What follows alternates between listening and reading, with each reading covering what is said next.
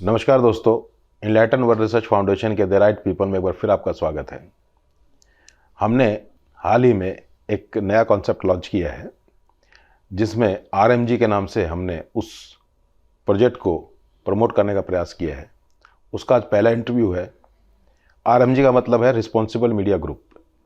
समाज में हमारा जो चौथा स्तंभ है, जो पत्रकारिता के तौर पर जाना जाता है, उसमें ऐसे ऐसे दिग्गज हुए हैं जिन्होंने समाज के तीन जो हमारे सेगमेंट हैं, जो हमारे जो स्तंभ हैं, उनको बैकबोन बनकर अपना मार्गदर्शन दिया और अपना मेंटरशिप दी।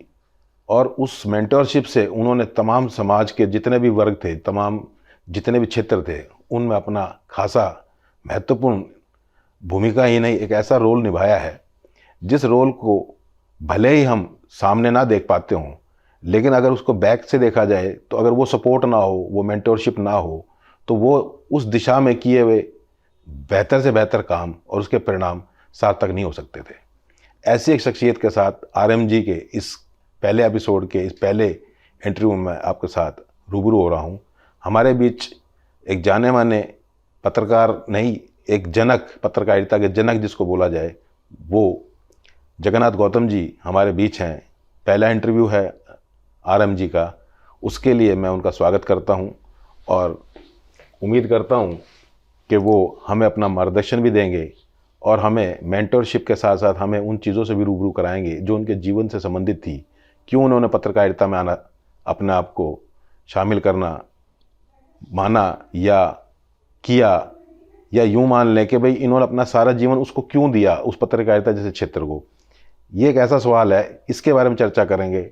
इसके संबंधित एक सवाल और है कि इनके जीवन का जो सार है वो क्या है। इन्होंने बीच में एक बहुत इनलाइटेंड तस्वीर रखी हुई है गौतम बुद्ध जी की। इनके परिवार के अंदर, इनके घर में इंटरव्यू हो रहा है। इनको ये अपना आराध्य क्यों मानते हैं, इस तमाम तरह के सवालों के बारे में आज चर्चा करेंगे। गौतम जी नमस्कार।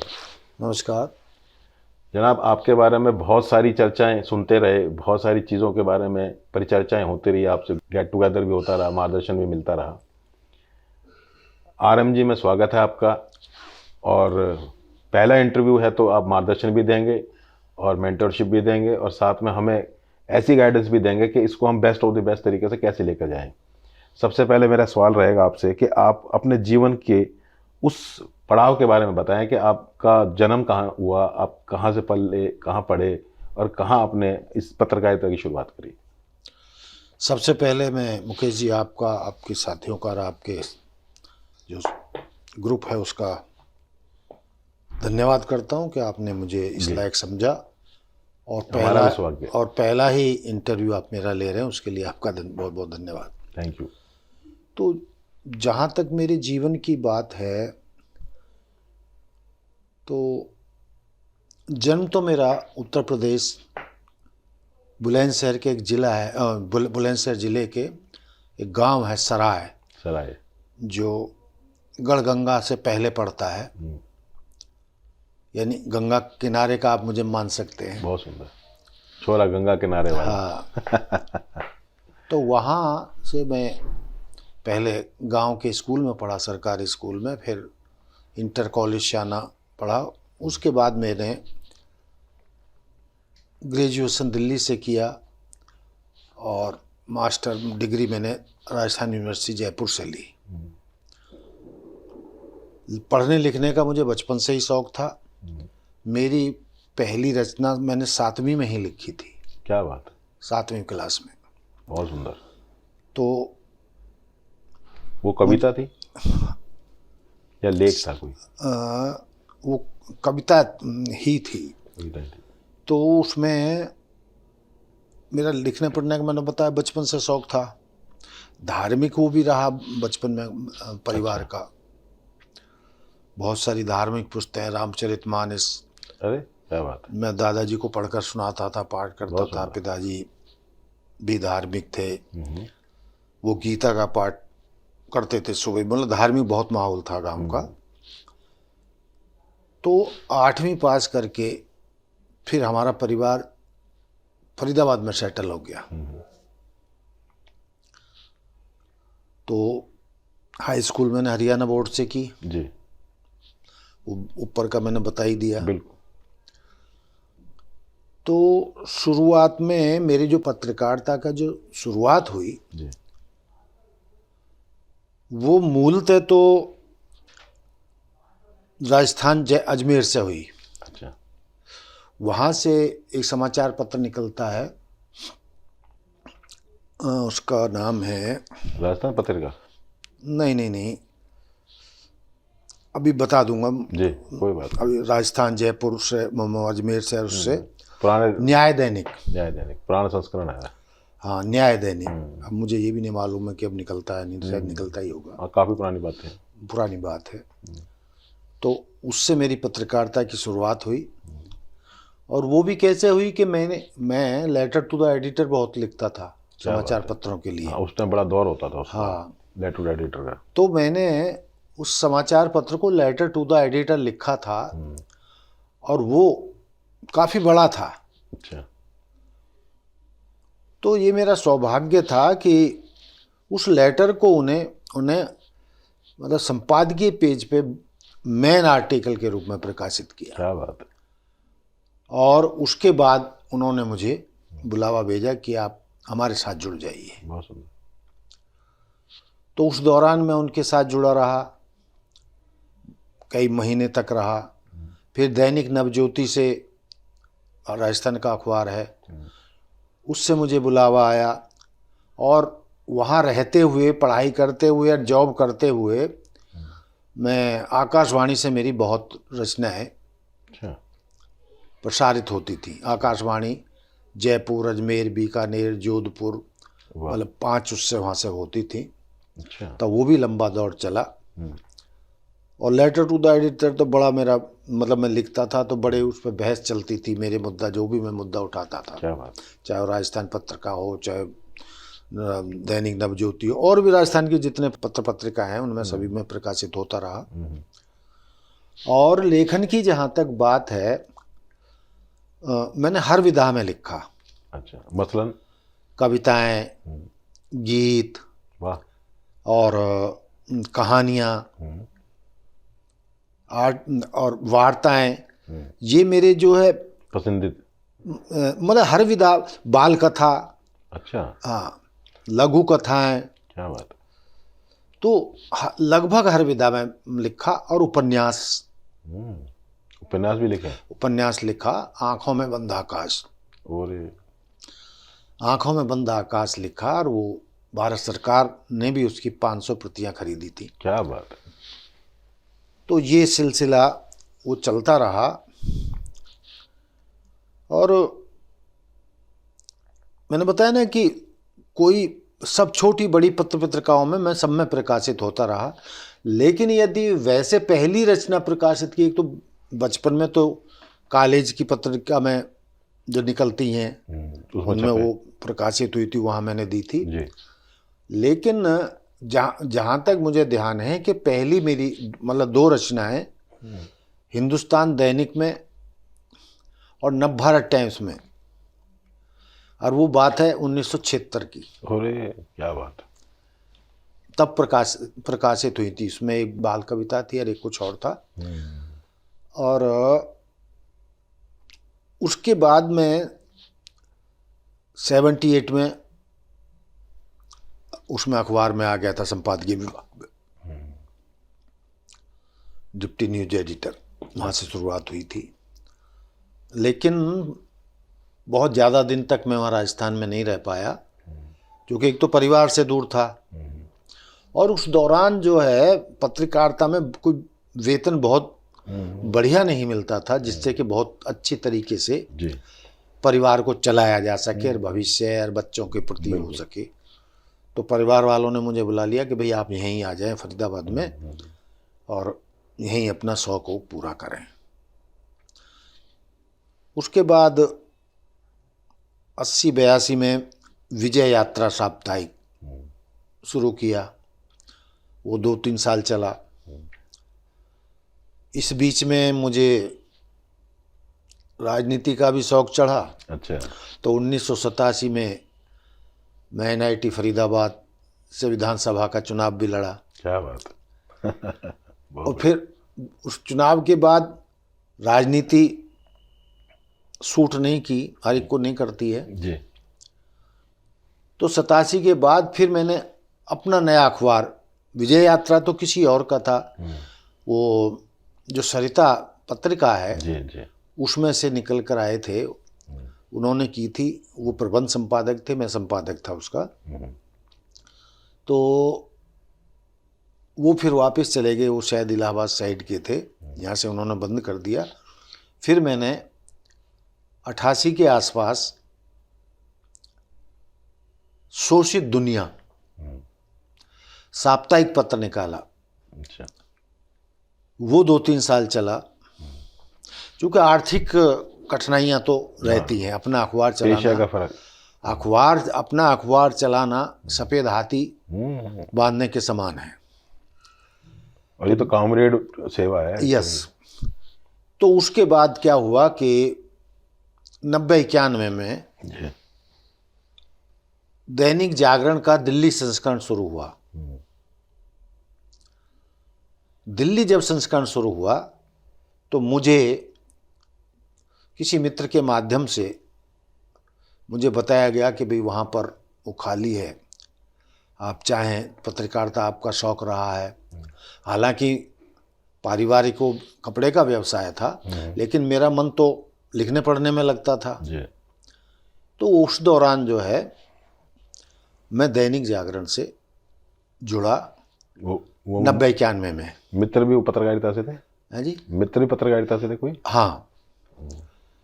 तो 90-91 में जुड़ा, तभी ये आया था। और ऐसा जुड़ा कि दैनिक जागरण दिल्ली NCR और पूरे हरियाणा में नंबर 1 क्या बात। स्थापित किया। और हमारे संस्थान ने भी मुझे बहुत मान सम्मान दिया, मुझे चैंपियन की उपाधि से नवाजा गया। तो दैनिक जागरण देश का, और बल्कि पूरी दुनिया में देखा जाए तो सबसे ज़्यादा प्रसार संख्या वाला समाचार पत्र है जी। तो उसमें मैंने लगभग 18 साल काम किया। उसमें उसके बाद लगभग, यदि मैं गलती नहीं कर रहा हूँ तो 2009 जुलाई के बाद मेरा ट्रांसफ़र दूर हो गया था सिरसा, जो मुझे फरीदाबाद से आने जाने में बड़ी तकलीफ़ होती थी, तो मुझे वो रिजाइन देना पड़ा पारिवारिक कारणों से। फिर जो है एक अखबार है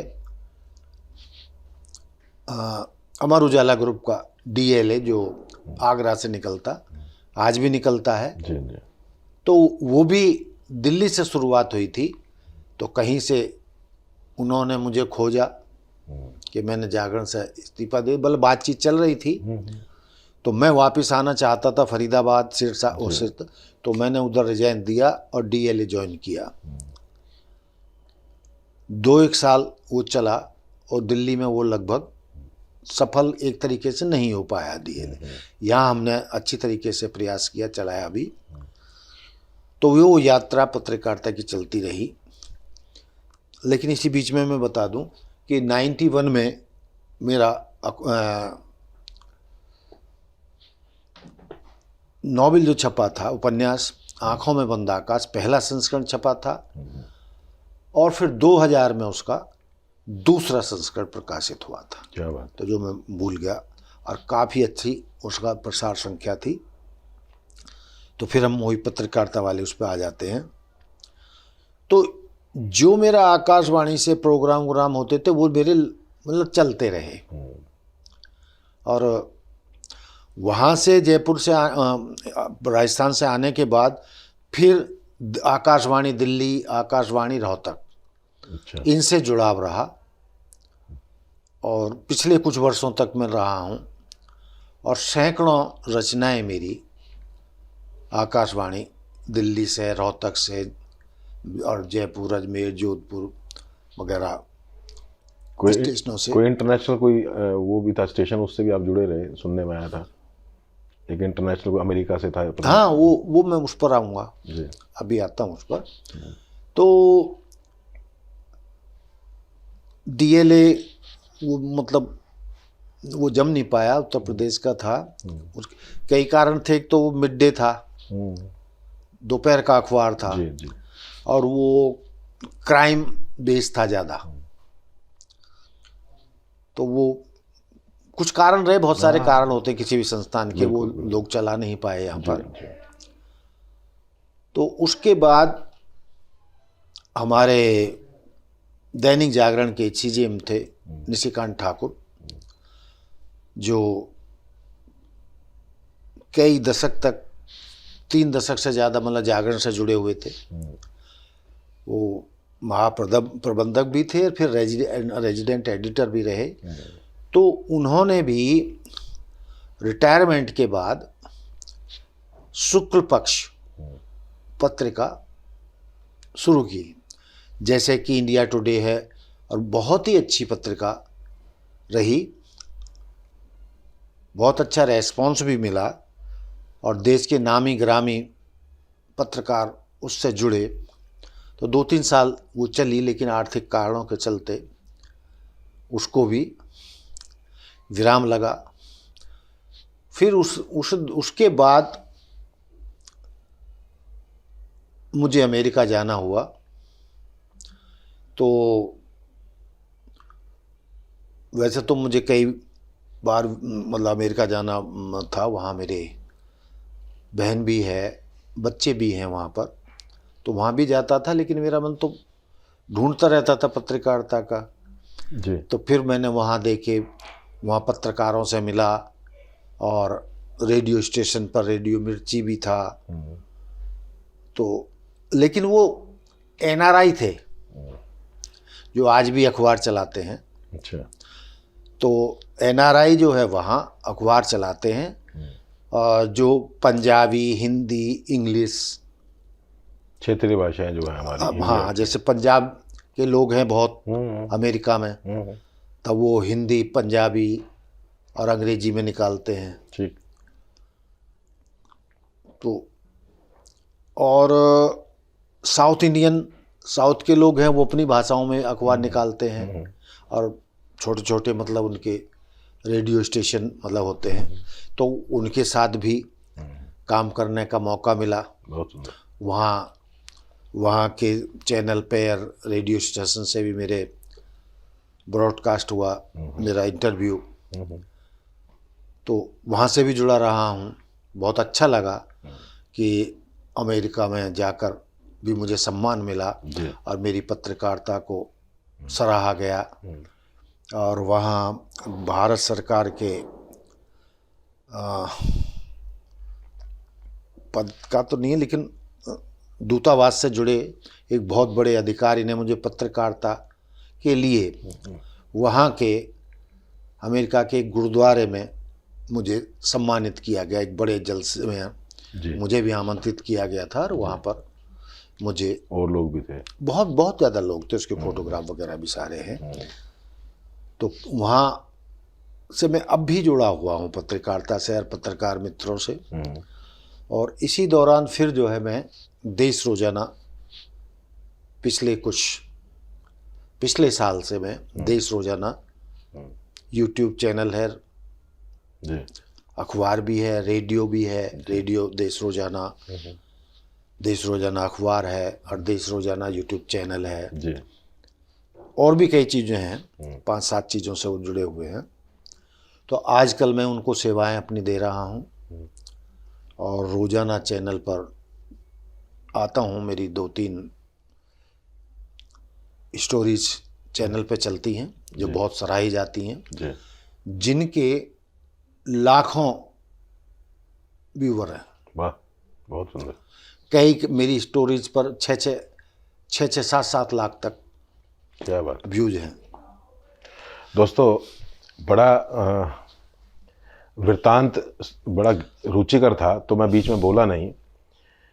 एक व्यक्ति गंगा किनारे जन्म लेता है और अमेरिका तक की यात्रा करता है। तमाम तरह के पड़ाव आते हैं जीवन में, अच्छे भी आते हैं, बुरे भी आते हैं, आर्थिक तंगियाँ भी देखता है आदमी परिवार में, और परिवार की जिम्मेवारी को चलते बहुत सारी चीज़ों का परिवर्तन भी देखता है। बस उसके मन में एक ही चीज़ रहती है कि यार पत्रकारिता कहीं ना कहीं उसके जहन में है, वो जहन नहीं होता, कहीं ना कहीं उसकी आत्मा में वास कर रहा होता है। ऐसे लोगों को संत की भूमिका दे दी जाए तो कोई बड़ी अतिशोक्ति नहीं होगी, क्योंकि संत और कोई विद्वान में ज़्यादा फर्क नहीं होता। वो संत होके चुप हो जाता है, विद्वान बोलता चला जाता है, भाई इतना ही फर्क होता है। ये व्यक्ति जो सामने बैठा है, सामने इस संत की भी तस्वीर लिए बैठा है अपने ड्राइंग रूम में, और सामने खुद भी एक संत की भूमिका में भले ही ग्लैमरस कपड़ों में बैठा हो, लेकिन अंदर जो चिंतन चल रहा है एक लंबे अरसे से, 7वीं क्लास से एक बच्चे की उम्र में उसका चिंतन शुरू हो जाता है। और अमेरिका जैसे बड़े ऐसे देश में जहाँ पर चिंतन के विषय पर अभी उतनी परिकल्पनाओं पर काम नहीं किया जा रहा, लेकिन वहाँ पे भी उस चीज़ को चरितार्थ करने का प्रयास करता है एक ऐसा शख्स, ऐसी शख्सियत जो आज हमारे बीच में जगन्नाथ गौतम जी के तौर पर जानी जाती है। यात्रा के बारे में बात करी हमने, जगन्नाथ गौतम आप नाम लिखते हैं, जगन्नाथ से क्या मतलब है? आप तो बहुत सारे शब्द लिखे हैं, आपने बहुत सारा सब कुछ लिखा है और बहुत सारी यात्राएं की हैं आपने पत्रकारिता की, तो जगन्नाथ क्या है ये? आप अपने मायने क्या मानते हैं अपने शब्द के? आप भाई ये तो पारिवारिक नाम है। अब शाब्दिक अर्थ तो भाई जगन्नाथ, जग के नाथ, या ये शंकर से भी जोड़ा था, शिव जी से भी जोड़ा जाता है। क्या बात है। और एक दूसरे 2-3 जगह नाम को जोड़ा जाता है। जी जी दोस्तों, जगन्नाथ का मतलब है जग के नाथ। जग तो बहुत सब कुछ हो गया, अब तो उसमें कुछ राय है। अरे सर, नाम में क्या है? देखिए, आदमी माँ बाप जो नाम दे देते हैं उसको सार्थक करना हमारा फिर धर्म और कर्तव्य भी तो हो जाता है, उस पर प्रयासरत भी रहे हैं। देखिए, मैंने भी जगन्नाथ गौतम जी को बहुत नज़दीकी से देखने का मुझे सौभाग्य मिला, और क्योंकि एक ही शहर में रहते हैं तो जब ये लिखते हैं, पढ़ते हैं, सुनते हैं, कहते हैं, तो कहीं ना कहीं हमारे सामने भी वो चीज़ आई। तो जब हम जवान हो रहे थे तो ये पीक पे थे, तो हमें भी लगता था कि भाई हमें भी पत्रकार बनना है, और सरकारी पत्रकार तो रहे खैर, क्योंकि पीआरओ की पोस्ट रही मेरे पर, पब्लिक रिलेशन अफसर की हरियाणा गवर्नमेंट में, और 12-13 साल सेवाएं दी सरकार को अपनी। तो उस दौरान भी मिलना मिलाना हुआ। लेकिन बात यह है कि एक व्यक्ति पत्रकारिता में भी इतना ज़्यादा चिंतन कर बैठता है कि वो लेखक की भूमिका में आ जाता है। आप अपने आप को पत्रकार मानते हैं, लेखक मानते हैं? ये चीज़ें देखिए, या चिंतक? ये सारी चीज़ें हैं, एक नहीं है, सारी चीज़ें हैं जी।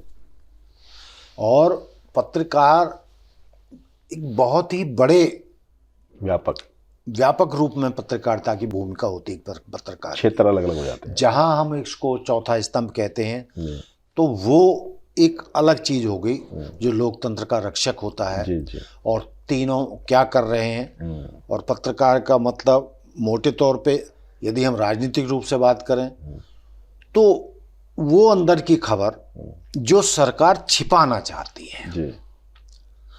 यानी वो विज्ञापनों में कुछ और दिखाती है, जी जी। राम राज्य दिखाई देता है, लेकिन विज्ञापनों से इतर आम जीवन में वो चीज़ें होती नहीं। इतना स्वर्ग राम में और हरियाली हरियाली जैसे सावन के अंधे को हरा ही हरा दिखाई देता, ऐसे ही नेताओं के भाषणों में सब कुछ स्वर्ग नजर आता है, सब कुछ बेहतरीन आता है, मतलब कि एकदम। राजनीति को तो वैसे ज़्यादा मैं हमारे इस मंच पर नहीं लिया जाता है, लेकिन एक लाइन जरूर कहना चाहूँगा। राज की नीति सीधा सा है, उसका सिद्धांत है कि जो राज से किया हुआ नीति के साथ कार्य है वो राजनीति कहलाता है। तो उसमें ज़्यादा नहीं चलेंगे, बात आगे विषयों पर चलेंगे कि चिंतन का विषय है, लेखन की बात है। और आपने चूँकि पारिवारिक तौर पर संस्कारों की बात करी, परिवार में चूँकि आध्यात्मिक संस्कार थे, तो वो भगवानों से इतर होकर और ये गौतम बुद्ध की तरफ जो आप आज मेडिटेट कर पाते हो, अपने आप को चिंतन कर पाते हो, इसका कोई खास वजह, या गौतम लिखते हो इसीलिए हो कि भाई? नहीं, देखिए ऐसा है कि वो जो दौर था शुरू का, जो धार्मिक दौर था जी, पारिवारिक जी, वो माँ बाप की देन थी। ओके, ठीक है, आपका स्वाध्याय है। तो लेकिन जैसे जैसे परिपक्वता आती रही आई, तो फिर धर्म को किस तरीके से एक धंधे के रूप में भी लोग चला रहे हैं, जी। और धर्म की क्या परिभाषा है वो जब जानी, तो वो वाले विचार जो पहले थे उसमें चेंज आ गया, थोड़ा सा उसमें बदलाव आया, समझे ना। तो धर्म तो मतलब एक हम प्रकृति है, प्रकृति के साथ चलना धर्म है। जियो और जीने दो, ये धर्म है, सबको प्यार करो ये धर्म है, अहिंसा परमो धर्म, मतलब हिंसा से दूर रहो, किसी की हत्या मत करो, किसी के हक मत मारो। तो जो ये गौतम बुद्ध ने रास्ते दिखाए थे, इन्होंने इनके जो आदर्श थे वो अष्टांग मार्ग उन्होंने प्रभावित किया।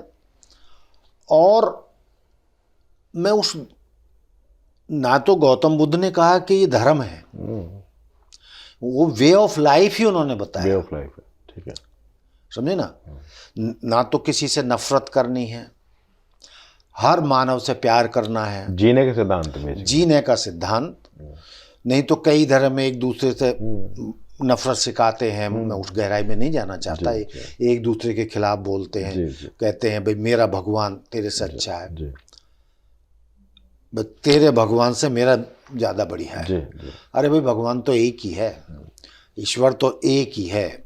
अब हिंदी में उसे ईश्वर कह लो, उर्दू में, फारसी में, अरबी में उसको अल्लाह कह लो या खुदा कह लो, और अंग्रेजी में गॉड कह लो। शक्ति तो एक है। शक्ति, भगवान की बात करी तो भगवान के बारे में जो हमने पढ़ा, भय का भूमि, गय का गगन, वय का वायु, आ का अग्नि, नय का नीर, पंच तत्व अक्षर एक आत्मा फिर परमात्मा। अक्सर अपने इंटरव्यूज में बोल दिया करता हूँ। इसी पे हमारी रिसर्च है, इसी के पक्ष में काम करने का प्रयास है, इसी के पक्ष में काम करते हो, ध्यान से, स्वाध्याय से, प्रैक्टिकल या नॉन प्रैक्टिकल, जैसे भी तरीके से जुड़े हों। प्रकृति के साथ चलना ही असली धर्म है। प्रकृति के साथ चलना। ये जो कोरोना आया, इसमें कोरोना आने की क्या मुख्य वजह मानते हैं आप? लास्ट टाइम आया था और बहुत से, और उसमें मंदिर, मस्जिद, गुरुद्वारे, चर्च सारे बंद हो गए थे, बहुत कम लिमिटेड खुले हुए थे, मात्र लॉ ऑफ एवरेज थे। तो इसमें प्रकृति का क्या संदेश मानते हैं आप? क्या है उसका? क्योंकि वो आप वाली बात है कि हर आदमी कहता है मेरा धर्म बढ़ रहा, मेरा धर्म बढ़ा, वो तो बात उस दिन खत्म ही कर दी थी नेचर ने। देखिए, मुझे नहीं मालूम है, मुझे नहीं पता मुझे बोलना चाहिए या नहीं बोलना चाहिए। तो धर्म की परिभाषा तो मैंने बोल दी, मानवता है, इंसानियत है, सबको प्यार करना, सबका सम्मान करना और जरूरतमंदों की मदद करना। रुचिकर विषय क्या रहा? सुनिए, तो असली धर्म तो ये है। और उसको कोई नाम दे के आप प्रचारित करें, ये मेरा धर्म है, ये तेरा धर्म है, मेरा धर्म तेरे से अच्छा है, मेरा भगवान तेरे से अच्छा है, मेरे लिए उसके कोई माने नहीं है। मानवता ही धर्म है। लोग जो है धर्म के नाम पे जो लोग नफरत फैलाते हैं, जो मानव में भेदभाव करते हैं, जातिवाद फैलाते हैं, धर्म के नाम पे नफरत करते हैं, मैं उनको धार्मिक, ना तो धार्मिक लोग मानता हूँ, ना ऐसे लोगों के धर्म को मानता हूँ। जो इंसानियत को प्यार करें, मानवता को प्यार करें, मानवता को धर्म माने, वही असली धर्म है। एक दूसरे की मदद करना, एक दूसरे को प्यार करना। और जिस तरीके से, बुरा ना माने, मुझे नहीं मालूम कि जातिवाद है समाज में, मतलब बांट के रखा है मानवता को, ये ऊंचा है, ये नीचा है, वो बड़ा है, वो छोटा है, ये बड़ी जाति है, वो छोटा जाति है। मेरी निगाह में तो जाति स्त्री और पुरुष हुई हैं, इसके अलावा और कोई नहीं है।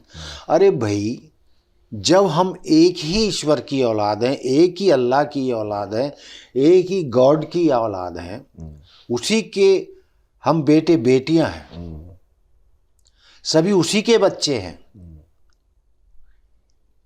तो उनमें फर्क कैसे हो सकता है? एक ही बाप की औलाद है सभी बेटे, तो उनमें ऊंचा नीचा, हिंदू और इसलिए, मतलब जो भी धर्म है, सैकड़ों धर्म है, दर्जनों धर्म है, तो उनको कैसे बांटा जा सकता है? और यदि तुम एक के साथ अत्याचार करते हो जाति के आधार पर, धर्म के आधार पर, तो तुम एक बाप की औलाद के साथ ही जुल्म कर रहे हो, यानी ईश्वर की इच्छा के विरुद्ध जा रहे हो, ईश्वर के दूसरे बेटे बेटियों को ऊपर तुम जुल्म कर रहे हो, ये अधर्म है। दोस्तों, कहने का भाव शायद यही है कि धर्म के नाम पर जो भी चीज़ सिद्धांतिक तौर पर अलग अलग हो जाती हैं, और उन सिद्धांतों को मनाने में जो प्रेशर या दबाव बनाया रहता है अलग अलग विषयों पर, उससे हटकर अगर मानवता जैसे विषयों पर अगर हम सब आगे बढ़ें, तो शायद यही बात कहने की जगन्नाथ गौतम जी का प्रयास भर है कि जो हमारे सिद्धांत है वो हमारे बनाए हुए हैं, और जो सिद्धांत नैतिकता के तौर पर कुदरत ने जो बनाए हैं वो सिद्धांत ज़्यादा बड़ा धर्म निभाने के लिए है। बिल्कुल। तो इसमें आपका जो रुचिकर विषय रहा, आपका किन विषयों पर आपने ज़्यादा लिखा है कुछ? देखिए,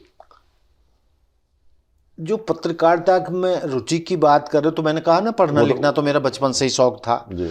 लेकिन मेरी जो पत्रकारिता रही वो लीक से हटकर रही। अच्छा, मसलन ये कि मैं किसी भी आदमी के पास कोई ना कोई शक्ति होनी चाहिए जिससे वो मानव की सेवा कर सके जी।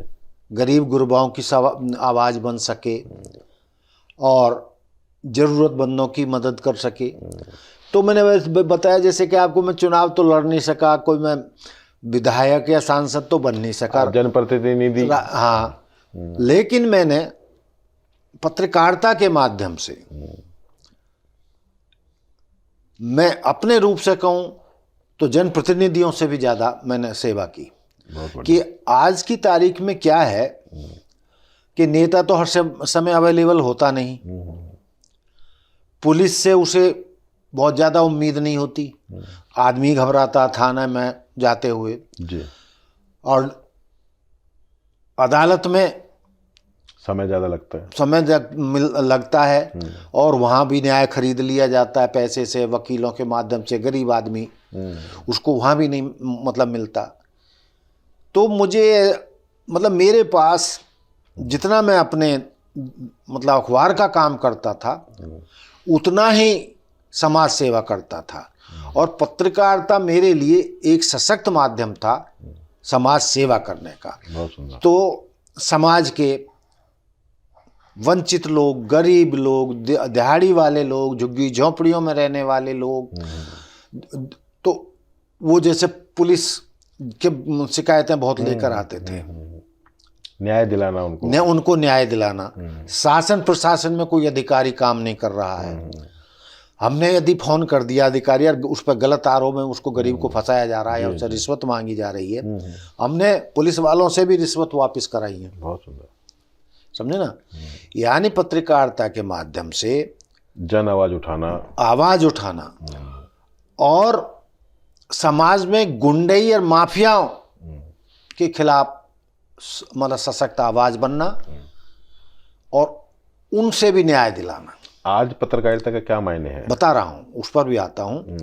क्योंकि देखिए, कोई भी बदमाश होता है, कोई भी माफिया होता है, उसके पीछे यदि कोई नेता नहीं है या कोई राजनीतिक दल नहीं है या कोई मंत्री नहीं है, विधायक नहीं है, यानी पावर नहीं है, शासन प्रशासन किसी भी प्रकार की, वो बदमाश नहीं बन सकता, बदमाशी नहीं कर सकता और गुंडाई नहीं कर सकता। उनके पीछे ताकत होती है जिनको अपने स्वार्थ के लिए कई नेता लोग इस्तेमाल करते हैं। तो कहीं भी माफियागिरी दिखी, कोई माफिया किसी के प्लाट पर कब्जा कर रहा है या कोई एनआरआई है, उसकी प्लाट यहाँ लिया हुआ है, रहता अमेरिका में है या लंदन में है, उसके यहाँ भैंस बांध दी, उस पर कब्जा कर लिया, या किसी के प्लाट पर किसी ने कब्जा, उनको न्याय दिलाना। कि भाई न्याय कौन देता है? शासन प्रशासन देता है। और ये आप जानते ही हैं कि भाई शासन प्रशासन के लोग, चाहे पुलिस वाले हों या कोई भी हो, मीडिया से तो घबराते हैं कि भाई यदि मीडिया में बात आ गई, अखबारों में छप गई तो बदनामी होगी और हमें नौकरी से भी निकाला जा सकता, हमारे खिलाफ इंक्वायरी भी हो सकती है। तो इस तरीके से हमने गरीबों को, गरीब भी चाहे अमीर भी, अमीरों के साथ भी, हर वर्ग को न्याय दिलाने, हर वर्ग को जरूरत पड़ती है न्याय की, क्योंकि हर वर्ग के साथ कहीं ना कहीं अन्याय हो रहा होता है। बड़े के साथ बड़े स्तर का, छोटे के साथ छोटे स्तर का, मध्यम वाले के साथ मध्यम स्तर का, समझे ना। पारिवारिक झगड़े खत्म कराना या भाई परिवारों में संपत्ति को लेकर वो है, तमाम तरह के विषय हैं। फिर एक जो इज्जत बन जाती है, लोग मान देने लगते हैं कि भाई जैसे गौतम जी कह देंगे चलो उनके पास, लोग जो है सामाजिक प्रतिष्ठा बन जाती है। तो उस तरीके से मैं मानता हूं कि मैंने जो है प्रयास किया, अपना प्रयास किया, सफल प्रयास किया। सैकड़ों लोगों को पत्रकारिता के माध्यम से, उसकी ताकत के माध्यम से उनको न्याय दिलाने का काम किया। और मुझे इस बात की खुशी है कि आज तक मैंने उंगली नहीं उठने दी अपने ऊपर, अपनी पत्रकारिता के ऊपर। और इसीलिए एक लंबे समय तक मैंने अपने संस्थान में काम किया और संस्थान ने जो मुझे मान सम्मान दिया वो अतुलनीय है। मैं उस पर गर्व करता हूँ कि मालिकान के साथ, संपादकों के साथ मेरे बहुत ही मधुर संबंध रहे। दोस्तों, अभी जगन्नाथ जी ने ये बताया कि पत्रकारिता एक ऐसा सशक्त माध्यम है जिससे हम किसी भी ज़रूरतमंद, गरीब या किसी भी वर्ग के पीड़ित व्यक्ति को न्याय दिला सकते हैं। और बड़े लंबे अरसे तक उन्होंने ऐसा प्रयास किया कि उनको वो न्याय दिलाया जा सके, उनको वो अधिकार दिलाए जा सकें, उनसे वो चीज़ कही या कहलाई जा सके जिससे कि वो दबित, शोषित, वो वंचित ना महसूस करें अपने आप को। रुचिकर विषय इनके, जैसे कि इनकी बातों से लग रहे हैं कि भाई ज़रूरतमंदों को न्याय दिलाने का जो प्रयास इनका रहा, उसमें एक बड़ी लंबी यात्रा रही और उस पे इनके प्रयास ने सफलता भी हासिल करी। रुचिकर विषय जरूर जानना चाहूँगा, क्योंकि पत्रकारिता और लेखनी क्योंकि इनके साथ साथ चल रही है, तो इसमें यह जानने का प्रयास रहेगा कि आपका रुचिकर विषय क्या रहा, इसके अलावा जो लेखनी में आपने लिखा है। क्योंकि लेखनी में पत्रकारिता में थोड़ा फर्क हो जाता है, क्योंकि वो तो शॉर्ट टर्म है और वो लॉन्ग टर्म है। देखो, जैसे उपन्यास लिखे, देखिए, उपन्यास लिखा, कहानियां लिखी, तो सरकारी, गैर सरकारी वो होती हैं, मैगजीन होती हैं हर प्रदेश की, उनमें तमाम तरह के विषयों पे लिखा, तमाम तरीके के, तमाम छोटे बड़े सब अखबारों में, पत्रिकाओं में। मैं कोई विशेष रुचिकर विषय नहीं रहा आपका, या ऑल ओवर? नहीं, मैंने बताया ना कि मल्टीटास्क रहा। मैंने जो है हर विधा में लिखा है, समझे ना। ये पत्रकारिता जो है वो पेशा है या मतलब कि इसको क्या बोलते हैं हम, आज पेशा हो गया है या ये कुछ और है आज? देखिए, ये पत्रकारिता, भाई जब किसी समाचार पत्र में, चैनल में, उसमें काम करता है तो वेतन मिलता है, तो परिवार के पालन का भी माध्यम हो जाता है। और जैसा कि मैंने बताया, वो सशक्त माध्यम भी है समाज सेवा। जो पत्रकार करना चाहें तो समाज के लिए बहुत बड़ा काम करते हैं, अपने समाज के लिए, अपने शहर के लिए, अपने प्रदेश के लिए, अपने इलाके के लिए। उसकी जो भी समस्याएं होती हैं उनके समाधान में पत्रकारों की बहुत बड़ी भूमिका होती है। और एक तरीके से पत्रकार माध्यम भी होता है शासन प्रशासन, नेताओं और सरकार के बीच। क्योंकि हाँ, आम जनता की पहुंच हम तक बिल्कुल होती है। कोई उसने दरबार नहीं रोकेगा, हमारे पे पुलिस वाला खड़ा वो रोके, पुलिस कमिश्नर के वहाँ रोक लेगा, ना जाने देगा, या किसी भी अफसर के वहाँ नहीं देगा। नेता छोटे आदमी से मिले ना मिले, उसकी जान पहचान ना हो, पहले ढूंढेगा कि भाई कोई माध्यम ढूंढूं, किसके माध्यम से नेता के पास जाऊं, या किसके माध्यम से मैं पुलिस थाने कचहरी में जाऊं, या किसी सरकारी उसमें जाऊं। लेकिन हमारे पास हर एक किसी की पहुंच होती है, और हमारी पहुंच बाकी सबके पास होती है। आरएमजी तो मैं ही नहीं, बहुत सारे पत्रकार ऐसे हैं जो पत्रकारिता के माध्यम से समाज सेवा का बहुत बड़ा काम करते हैं, समाज सुधार का बहुत बड़ा काम करते हैं, और आम जनता के हकों की लड़ाई लड़ते हैं। Ram ji responsible media group के नाम से, जैसे आरएमजी के नाम से हमारा कॉन्सेप्ट है, और हमारा पहला इंटरव्यू है गौतम जी का, तो मैं इस विषय पर आपसे एक जन संदेश जानना चाहूँगा कि आप पत्रकारिता को एक क्या जन संदेश देना चाहेंगे कि भाई पत्रकारिता के क्षेत्र में ऐसा अभी और क्या चीज़ होनी बाकी है, या क्या किया जा सकता है और बेहतर? देखिए, संदेश तो यही है कि पत्रकारिता, यदि कोई पत्रकार चाहता है तो पत्रकारिता समाज सेवा का बहुत सशक्त माध्यम है। वो बात अलग है कि बाजारवाद बहुत हावी हो गया है, और हावी भी हो गया है, लेकिन ये पूरी दुनिया में हर जगह हावी दिखाई दे रहा है। तो परिवर्तन तो हर जगह होता रहता है, लेकिन जो मूल स्वरूप है पत्रकारिता का, चाहे वो संस्थान है, मालिकान है, मैनेजमेंट है, चाहे पत्रकार हैं जो फील्ड में रहते हैं, उन सबको मिलकर देश और समाज के लिए ही काम करना चाहिए।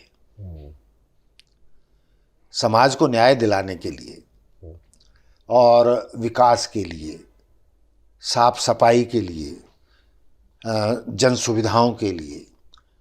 तो एक बहुत बड़ी भूमिका है, विस्तृत भूमिका है पत्रकारिता की, जो बहुत से समाचार पत्र कर भी रहे हैं, बहुत सारे पत्रकार भी कर रहे हैं। तो देखो, सिक्के के दो पहलू होते हैं, अच्छे बुरे लोग हर जगह में, हर क्षेत्र में है। मैं भी अभी आप लोगों को यही कहने का प्रयास करूंगा कि चाहे वो जुडिशल है, चाहे वो अपना पुलिस प्रशासन है, चाहे शासन है, चाहे आपका राजनीति है, ये तमाम तरह के जितने भी क्षेत्र हैं उन सब में हर तरह के लोग हैं, अच्छे भी हैं और दूसरे लोग भी हैं, लेकिन अच्छाई हमेशा बनी रहती है और अच्छाई की वजह से ही उनमें परिवर्तन के दौर बने रहते हैं। इन्हीं परिवर्तन के दौर को हमेशा बनाए रखने के लिए हर 10 साल, 20 साल, 50 साल के बाद कोई ना कोई चिंतन किसी का शुरू होता है, और वो कोई किसी रूप में और कोई किसी रूप में। अगर अध्यात्म की बात करें तो कोई गौतम बुद्ध बन जाता है, कोई गुरु नानक बन जाता है, और कोई क्रांतिकारी है तो कोई गांधी बन जाता है, या कोई क्या नाम है, कोई बड़ा विषय जिसका हो सकता है, कोई बीजेपी बना लेता है, कोई आरएसएस बना लेता है, कोई कांग्रेस बना लेता है। हम किसी के पैरोकार तो नहीं है कि हम किसी व्यक्ति के या किसी वर्ग के या किसी राजनीति के, ना ही हमारा उस तरह का विषय, लेकिन क्योंकि तमाम तरह के विषय हैं समाज में, और लिखने पढ़ने का शौक जिसको रहा है या जो लिखता है वो ही इस तरह के चिंतन की बात कर सकता है। तो हम किसी के ये जितने भी विचार हैं वो सबके व्यक्तिगत हैं, इससे किसी को कोई कटाक्ष देना, किसी को कोई किसी प्रकार का नुकसान पहुंचाना कोई मकसद नहीं है। और फिर भी अगर कोई बात ऐसी किसी को लग जाती है तो हम उसमें प्रयास रहते हैं कि हमारी तरफ से माफ़ी रहती है कि हम ऐसी कोई बात मुंह से ना निकाल पाए। फिर भी कोई अचानक निकल भी जाए तो उसके लिए हम माफ़ी चाहेंगे। और इस सिलसिले को बनाए रखने के लिए हम आज इस साक्षात्कार को विराम देने का प्रयास करेंगे, और इस जन संदेश के साथ कि भाई जगन्नाथ गौतम जी का लेखनी के जो सलार हैं उनको क्या मैसेज है, वो क्या ऐसा मैसेज देना चाहते हैं बड़े होने के नाते, भीष्म पितामह होने के नाते, क्योंकि बड़े लंबे अरसे तक ये लोग जुड़े रहे हैं पत्रकारिता में। प्रकृति को लेकर कोई मैसेज अगर आप दे सकें, क्योंकि हमारे गौतम बुद्ध जी के चारों तरफ प्रकृति के आप दृश्य देख रहे हैं, तो इसके प्रति कुछ ऐसा मैसेज जो आप देखिए। प्रकृति के तो मेरा यही है कि प्रकृति का एक सीमा से ज़्यादा दोहन ना किया जाए। यदि सरकारें या माफिया लोग भी, मैं कह सकता हूँ कि जिस तरीके से नदियों का, प्रकृति के संसाधन को लूटते हैं सिर्फ धन के लिए, धन के लालच में, या वन काटे जाते हैं, या नदियों से रेती उस तरीके से निकाली जाती है, या पहाड़ों को तोड़ा जाता है बमों से, मतलब अपने कमाने के लिए, या उस तरीके, मतलब सीमित मात्रा में ही उतना ही दोहन प्रकृति का किया जाए, जिससे जो समाज के काम हैं व्यवस्थित हो, वो भी व्यवस्थित हो सकें। लेकिन स्वार्थ के लिए, केवल धन कमाने के लिए प्रकृति का दोहन बहुत खतरनाक साबित होगा। और हम ये जो देख रहे हैं, जो कोरोना जैसे एपिसोड, हाँ, कोरोना जैसे है, या ये जलवायु का परिवर्तन हो रहा है, या गर्मी बहुत बढ़ती जा रही है, टेम्परेचर बहुत बढ़ता जा रहा है, पहाड़ों का जो पानी है, पानी की पीने की कमी होती जा रही है, पृथ्वी के नीचे सिंचाई के लिए, उसके लिए पानी कम होता जा रहा है।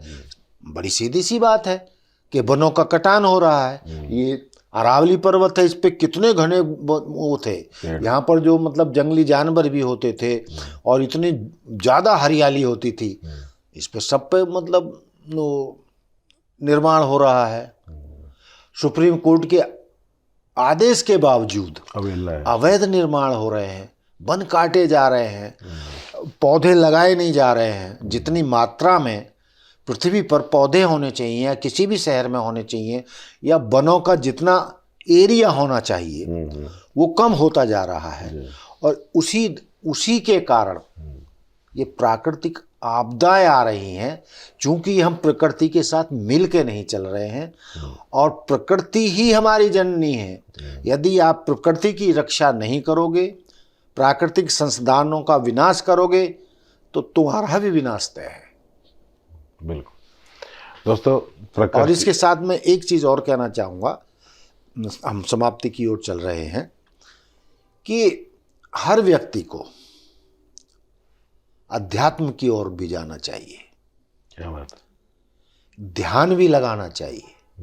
जो पारिवारिक झगड़े हैं, तू मैं है, स्वार्थ की लड़ाई है, जो व्यक्ति ध्यान को अपनाएगा, समझ रहे ना, अध्यात्म की ओर जाएगा, चाहे वो छोटा है चाहे बड़ा है, तो ये सामाजिक झगड़े, पारिवारिक झगड़े, पति पत्नी के झगड़े, समाज में बहुत ही निर्मलता आएगी और बहुत ही मधुर संबंध होंगे यदि जैसे गौतम बुद्ध के बताए रास्ते पर चले, अध्यात्म की ओर जाएं। और आज बड़ी संख्या में हम बीमार हो रहे हैं, विभिन्न प्रकार की बीमारियों से जो पहले नहीं हुआ करते थे, बहुत मृत्यु होती हैं, और हमारी कमाई का बहुत बड़ा हिस्सा डॉक्टरों या अस्पतालों की जेबों में जा रहा है। तो यदि हम योग को अपनाएं, प्रकृति संतुलन, यस, योग आयुर्वेद, ध्यान, अध्यात्म और प्रकृति संतुलन, और प्रकृति संतुलन, प्रकृति की गोद में रहने का प्रयास करें। ज़्यादा से ज़्यादा पेड़ लगाएं, अपने घरों में लगाएं, और शहर में लगाएं, गांवों में लगाएं, आस पड़ोस में लगाएं, तो हम बहुत सारी प्राकृतिक आपदाओं से बच सकते हैं, परिवारों को टूटने से बचा सकते हैं, आपसी वैमनस्य खत्म कर सकते हैं, सामाजिक वैमनस्य खत्म कर सकते हैं। यदि हर एक परिवार योग, ध्यान और अध्यात्म में चला जाए तो बहुत बड़ा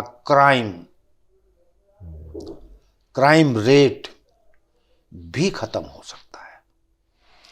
दोस्तों, शब्दों की सीमाएं होती हैं, समय की सीमाएं होती हैं, फिर भी सागर में गागर की स्थिति है। जगन्नाथ जी ने हमारे को जो प्रेरणा दी है कि प्रकृति के संतुलन को बनाए रखने में अपनी भूमिका निभाएं। और दो तरह की एनर्जी होती है दुनिया में, एक पक्ष की एक विपक्ष की, चाहे वो क्षेत्र राजनीति हो, चाहे वो धर्म हो, और चाहे वो धंधे हो। कोशिश ये करें कि आप उसके पक्ष में खड़े रहें। विपक्ष में खड़े होने की तादाद भले ही ज़्यादा हो, लेकिन अपने सिद्धांतों, अपने मौलिक सिद्धांतों से समझौता ना करें। परिवर्तन के दौर रहते हैं, कभी अच्छे और कभी बुरे, वो आएंगे जीवन में। उन जीवन के उस परिवर्तन के दौर से अपने आप को संकल्प की शक्ति के साथ, परमपिता परमेश्वर के साथ, ध्यान के साथ आप उससे बाहर निकलें। किसी को व्यक्तिगत तौर पर कोई कटाक्ष करना ना तो इनका कोई मकसद रहता, ना हमारा कोई मकसद रहता, ना ही हमारे मंच का मकसद।